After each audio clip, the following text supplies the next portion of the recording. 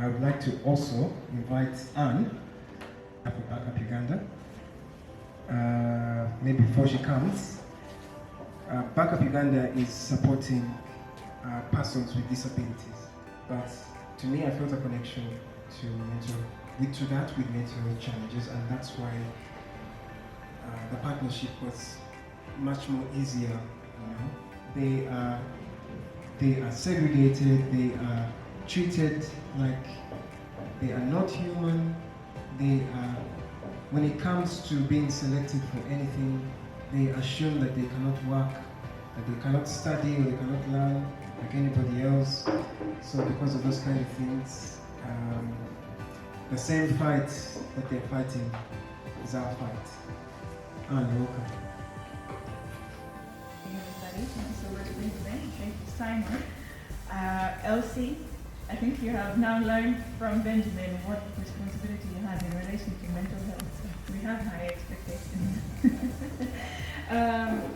Thank you so much for coming, everybody. My name is Anne. My full name is Anne-Maaike Kruiselbrink, so you can imagine why I chose the short version to be used, but feel free to use any.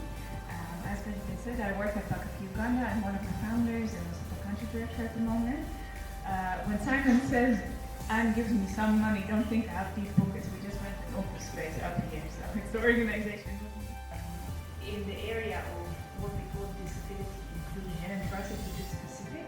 We focus much on education. So inclusive education is our field of work. And when I talk about inclusive education, in our case, we specifically focus on children who have difficulties and disabilities in learning. So we know that disability is a very wide concept. There are physical disabilities, you can have issues with your sight, including myself, or with your hearing or anything else, but there are also particular difficulties or disabilities in the learning process. I think most of us know about this, even if we don't know the specific terms. We know of children who are what we call slow learners, or those who struggle with reading or writing or numeracy, mathematics. Of course, that grows with you when you become an adult, so who knows, maybe you're hearing me say something that you recognize in yourself.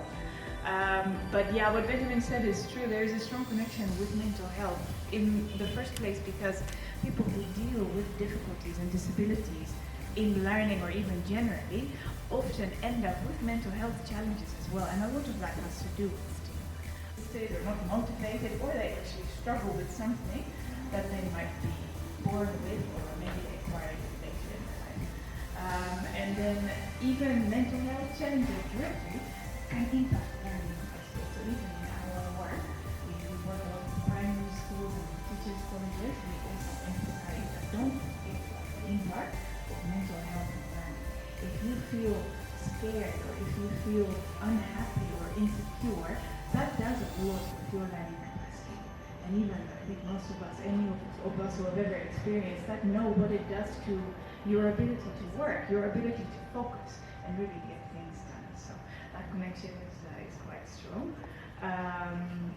From another perspective, again, I'm personally very happy to be here because I also feel like mental health in the workplace is extra important, and I know probably we'll be talking more about that in the future. But we have a wonderful team at Backup Uganda. I have one of my colleagues sitting here, Ambrose.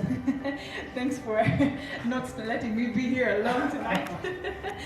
But yeah, I appreciate these sessions because I feel like that's an aspect we also forget sometimes. We may talk about mental health at the individual level, but there's a lot of value in creating a workspace where everybody feels comfortable and safe. That's something that I surely intend to do. Where I work, and I know I'm not in that alone. I know that's something we do as a team, but I also know that for these sessions I'll hopefully learn more. I'm looking forward to the next one. Thank you very much, Anne.